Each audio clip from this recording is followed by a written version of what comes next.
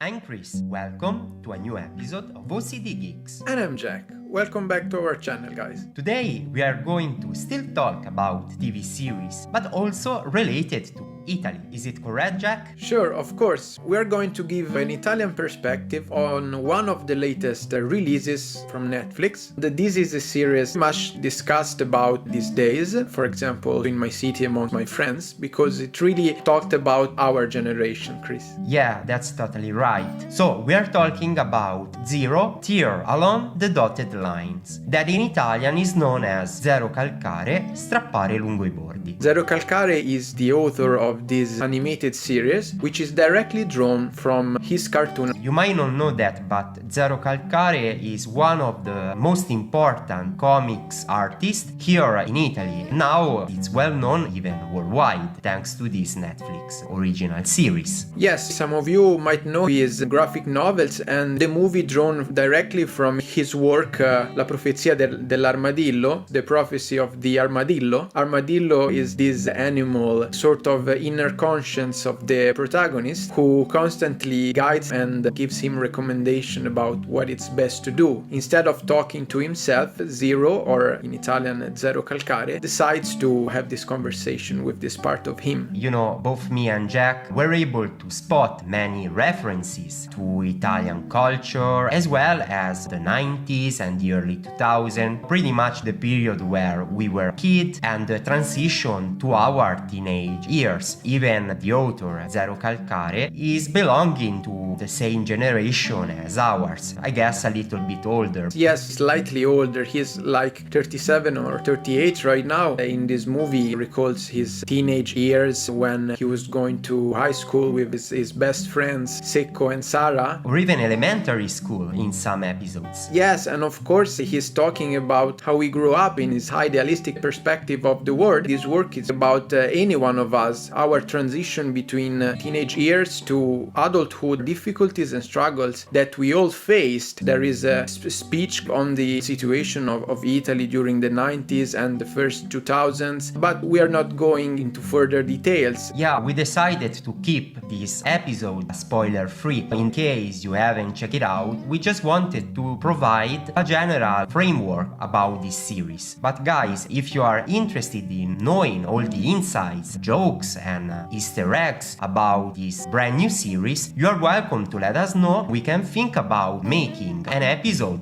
in details regarding the full series. I think if you're not Italian and you're approaching this series, you will find very interesting how Italian social and political situation is displayed. Zero really gives a great insight on our passage from high school to university, overall the relationship with close friends. Of course, he's talking also about the idealistic dream of a teenager when he or she is going to university, thinking straight, finding work would be easy. Actually, it's not exactly like this, because as we both know, Chris, sometimes life doesn't go according to our idealistic point of view. It's much more difficult than that. Most of the times, I would say. When we start studying or when we apply to university, we have big idealistic hopes for our future, and it's right, I mean, that it happens like this. I think that Zero portrays very good this change between our idealistic side to a more realistic one. About many episodes and jokes that he's telling, I can totally relate to those, from the simple daily life, how to keep your house tidy and clean, and other things, for example, teaching to students, experiences that Zero had in the past. You know, finding his true mission in life to be a comics writer. Yes, the path in discovering himself was not easy at all. I mean, he found himself completely lost at some point. He talked to his friends who felt the same, even if his friend Sarah had the dream to become a teacher since the first year of high school and remained completely faithful to her vision. She had always the same dream. If you're not Italian, Italian, you might not know that Zero talks all the time with the Roman accent, so it's quite meaningful even to listen to his accent. Except for the armadillo, he is dubbing all the characters, of course pretending a different style of voices.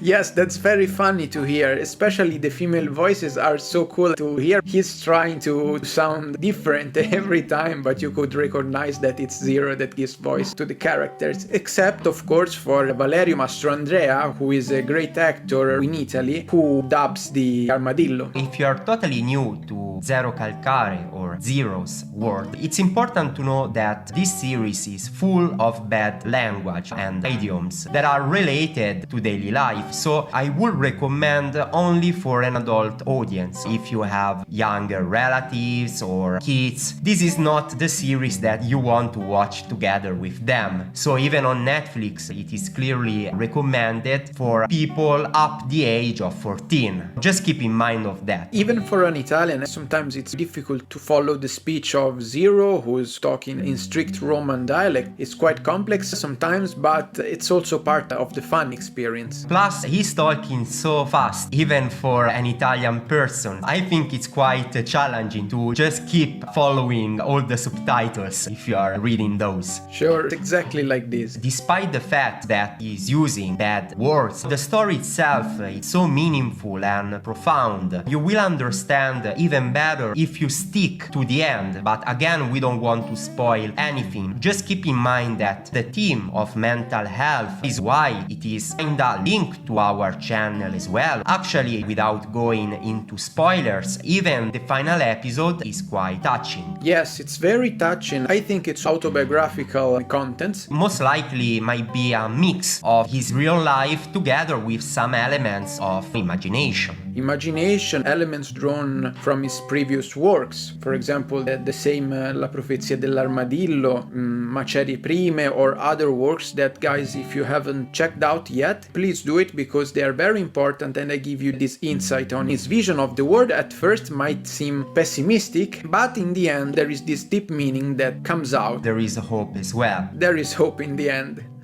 You know, Chris, Zero touches these social stereotypes that we all faced in our first adulthood. He's referring to a kind of mentality which belongs partly to our past, to our education, how we grew up. This series is composed by 6 episodes, but actually the episodes are quite short, about 15 to 20 minutes long. So you watch the full series in a little bit more than 1 hour. I know, Jack, you did some kind of half a marathon in order to watch all of this. Yes, actually it was very fast because one followed the other. I couldn't simply stop watching because it was so entertaining. It seems like it told the story of a part of my life. Also, the soundtrack of the series is so great. There are songs like Manu Chao or even Tiziano Ferro's Rosso Relativo or Sere Nere, songs that somehow shaped and met our sensibility as teenagers. I remember especially during our middle school years, these artists were pretty much the top regarding popularity. Yes, exactly. Any one of us has special memories connected to these songs. I think that this music really connects us. Before I was talking about the mental health aspect of this series, still linking this to OCD geeks,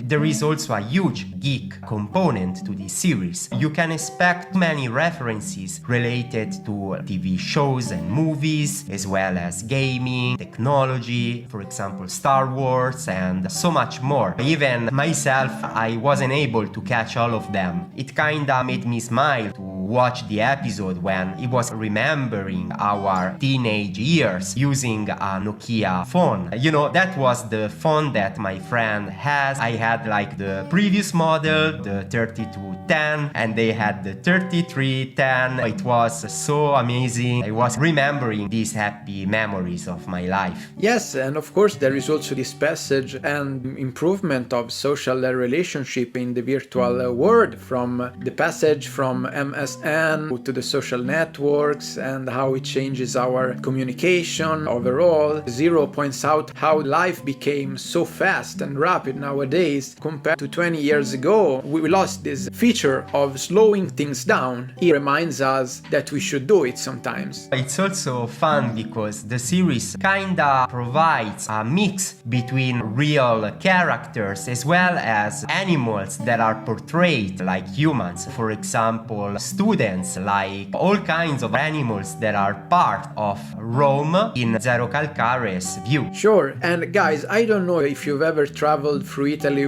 by train, but I just recently been in Roma Termini. To give you an idea on how popular Zerocalcare is, if you go to Roma Termini, you can read on a great label on the station, there is a quote by Zerocalcare with some of his comics passing along on the video screen. Basically, there's Zero talking about how it's impossible for someone to be punctual and take the train in advance when you get to Roma, because it's so chaotic. Then even if you get there in advance, half an hour, 1 hour before, you always get to miss the train in the end. Yeah, there is one episode where he's talking about his anxiety towards leaving the home early when he's about to travel. I totally relate to his style. Yes, I mean, it reconnects to the Murphy's Law, which says that anything that could go wrong, well, it will go wrong if you're unlucky enough. Yeah, last week I bought a newspaper. There was a strip of Zerocalcare right on the front page. I would say that nowadays Zerocalcare is pretty much among the top Italian comics artists. Yes, overall, Strappare Lungo I Bordi will be a masterpiece for our generation, like a declaration on what has meant for us growing in this kind of society. Even beside that, the fact that it's available worldwide on Netflix, I'm sure that many more people will know about Zerocalcare's work all around the world. They will have a pretty unique but quite faithful perspective of what was like to grow up in Italy between the end of the 90s and the early 2000s. Sure, please guys, check it out and give us your feedback in the comments down below. Just remember to go out to buy ice cream. Yes, that's very important any time of day and any season. If you haven't watched the series yet, you're totally get it after watching it. Sure. Feel free to reach us on Instagram and Twitter at Cris_OCDGeeks as well as Jack_OCDGeeks. Don't forget to check our website www.ocdgeeks.me. So let them talk, our freaks. We stay tuned on OCD Geeks.